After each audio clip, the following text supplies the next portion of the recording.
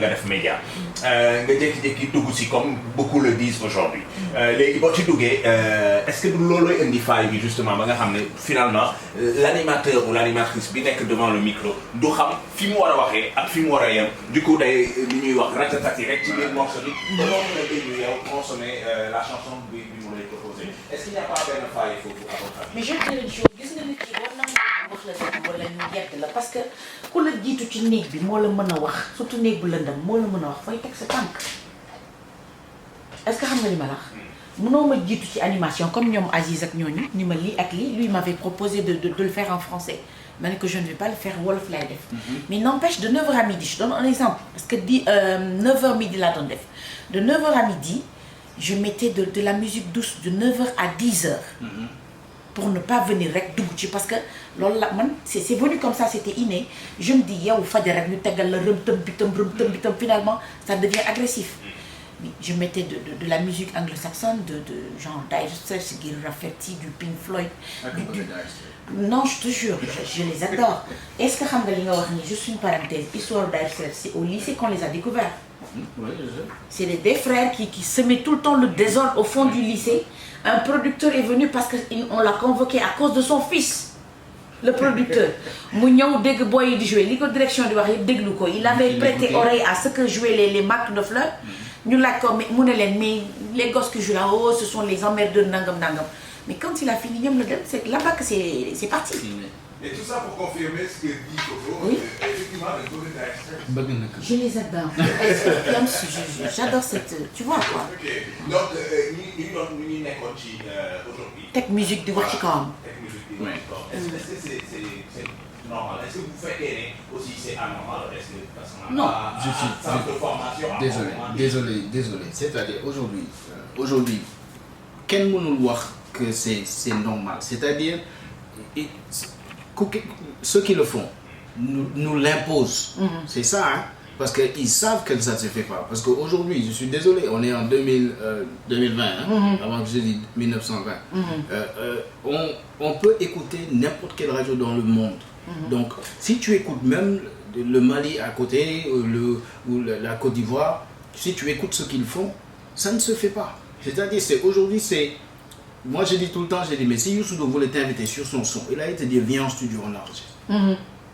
Mais toi, tu te permets de prendre sa chanson et tu chantes dessus du début jusqu'à la fin. Soit disant, tu as créé un nouveau style. Créé au fidèle. C'est-à-dire, moi, je le considère comme manque de respect. Hein? Parce que artiste B, il est rentré en studio, liggéey son def ko il l'amène à la radio, l'animateur s'est dit xaaral kañ ñu dem parce que dañ ko bokk. Voilà, exactement. Je pense dans une chanson il y a un intro DJ et un outro DJ, c'est-à-dire au début de la chanson tu vois qu'il y a quand ça débute il y a à peu près 20 secondes avant que la chanson débute. maa ngi dugg ci français bi baal ma rek. Oui, mais débuter à peu près 20 secondes, ça dépend de la chanson. Il y en a qui n'en ont pas d'intro DJ. Donc tu te permets de parler à la fin de la chanson. Donc entre ces deux extrêmes, il y a le milieu. Le milieu, c'est réservé à l'artiste. Ces deux extrêmes-là, c'est pour toi, l'animateur. Bonjour à toutes et à tous, bienvenue. Et je vous présente la chanson de Nala. Et normalement, tu annonces et tu désannonces à la fin. Ça s'apprend. Ça s'apprend. Le mot, c'est ça s'apprend. Parce que si tu n'apprends pas, tu penses que ce que tu fais, c'est normal. Gars, en fait, am na benn jour dama nekkoon ci benn plateau télé. 2STV la woon. Et on parlait justement de ça, et ñu invité benn animateur, xam nga sax turam, pour te dire vrai, xam nga sax. Et il disait non, gars, loolu la ñu bëgg. C'est la réponse la plus facile au monde. Parce que loolu la, en fait, c'est même pas ce que gars yi bëgg, c'est-à-dire loolu la xam. Loolu la bëgg te il ne veut pas apprendre comment on le fait réellement. Comprendre? Oui. Donc, aujourd'hui, on peut apprendre réellement comment on fait de la radio, juste en allant sur le net. Tu cherches, si tu cherches, tu vas trouver. Mais ne cherche, qui ne cherche pas.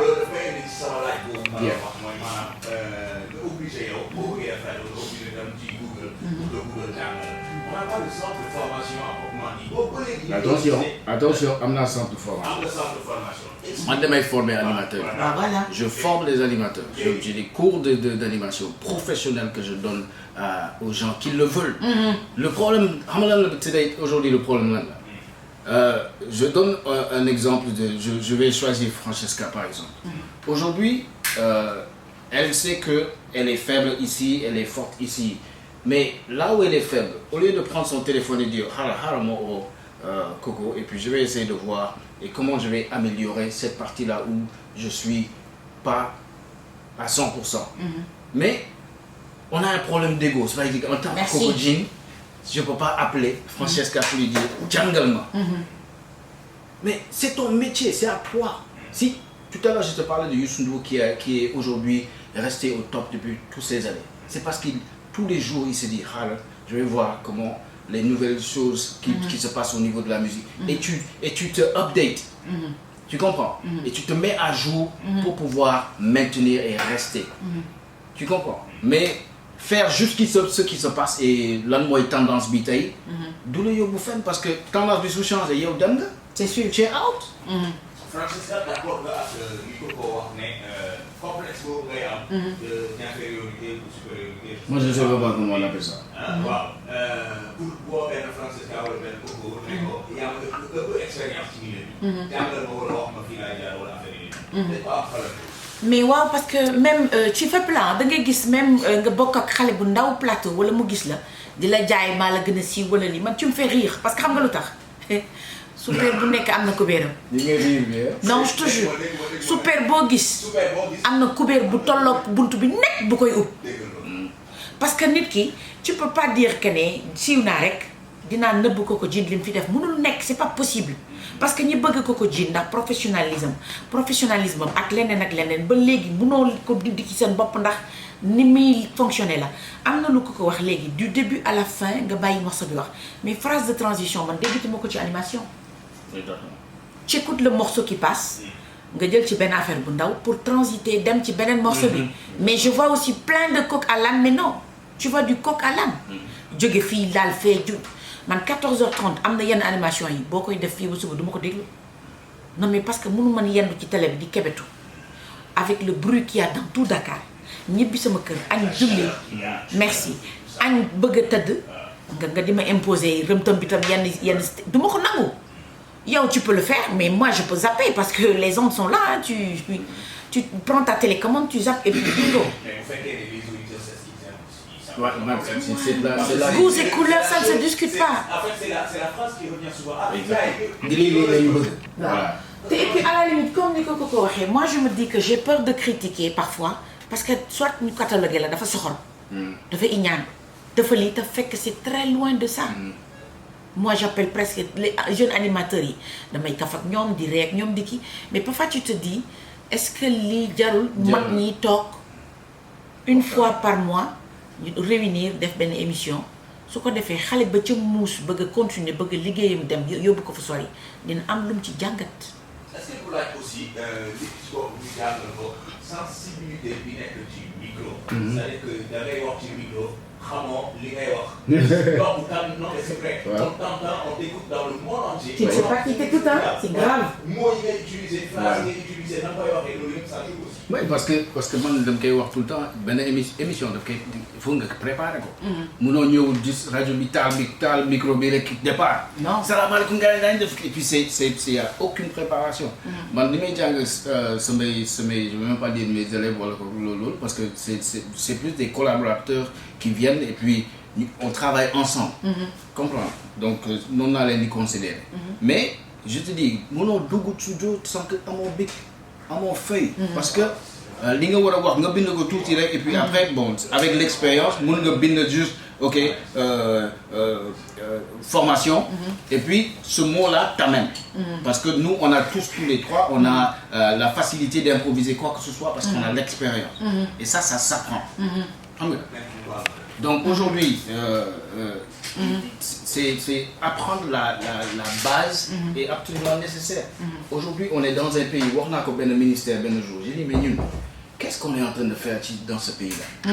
On laisse n'importe qui rentrer dans les radios et dire ce qu'ils veulent quand ils veulent et ça va partout c'est-à-dire amuñu est-ce que vous vous rendez compte de fan lay dem c'est-à-dire kan lay toucher.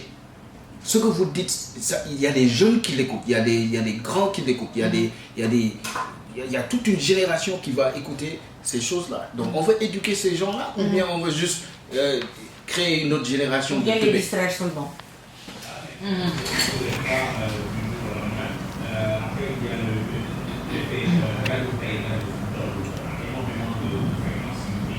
Oui. Waaw. Ouais.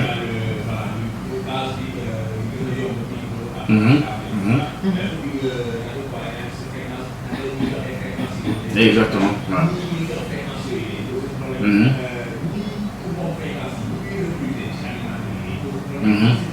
C'est tout un système. C'est tout un système à revoir. Responsabilité de femmes. Hein? Francesca, tu me diras, forcément il y a des responsables qui sont derrière tout ça qu'il faut indexer pour demander comment cette personne a fait pour avoir une radio. Aucune formation, c'est-à-dire qu'est-ce qu'il va apprendre au peuple. Parce que moi je me dis, comme ni ngeen ko waxee tous les deux, boo xamul ku lay dégg ak ku la may nopp parce que man li may gën a sóoraale quand je suis devant le micro que li may def am na ku ma ko gën a mën fuuf. mi ngi këram toog. yàlla yow la nattu nga koy liggéey soo ko defee tu vas faire toujours attention à ce que tu dis.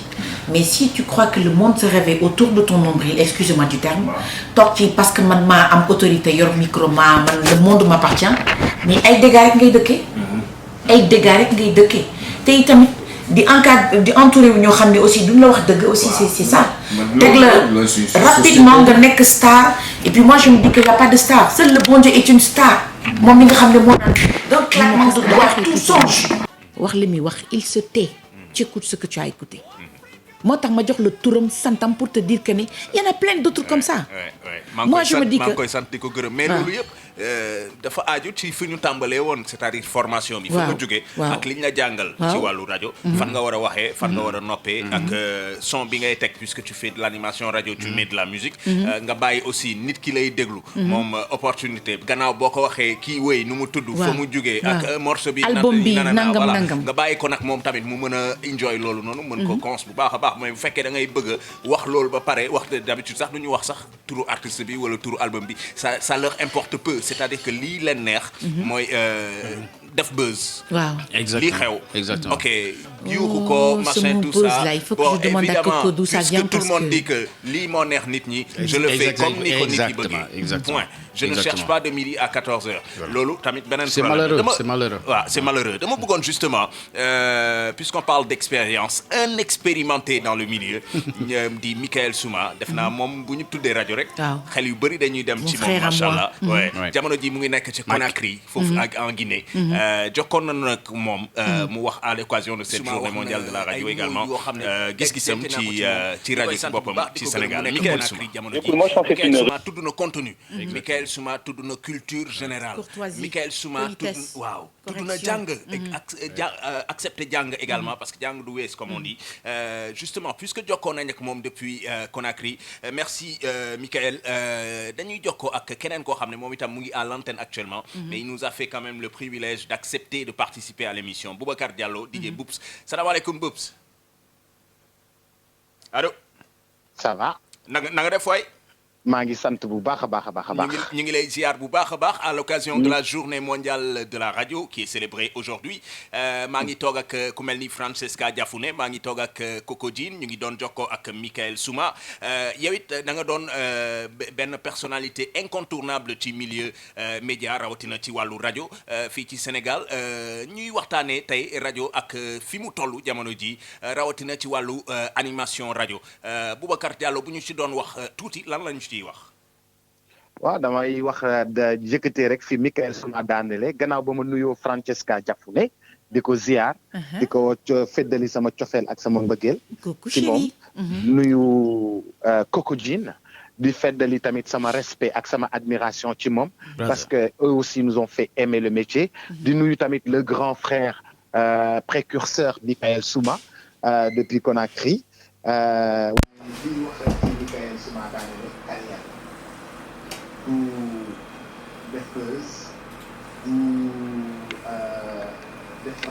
def rajo da nga ci am ambition ambition boo xam ni la par liggéey nga koy def carrière nga koy def am ci volonté am ci abnégation mu bañ a nekk nag liggéey boo xam ni pour wayaan la wala pour voyez-moi la wala pour man maay diw wala pour man maay lii non aujourd'hui on a dañu bi ñu xoolee ci Mickaël Souma liggéey nañu ngir musique sénégalaise am doole animation genre bu nekk am doole xam nga ñun bi ñuy ñëw ci rajo di def mbalax dañu doon sax reetaan di wax ne booy ay tooyamaan lañu mais terewul dañu ko jéngu dañu ko liggéey ba tey jii nii foo jàpp di nga dégg musique sénégalaise mu am doole mais xëy na doole yëpp mëteewul waaye daal li fi Mickaël Souma daanele métier la war a doon du pour buzz du pour xew du pour man du pour lii mais c'est un travail de longue haleine boo xam ni daal métier la war a doon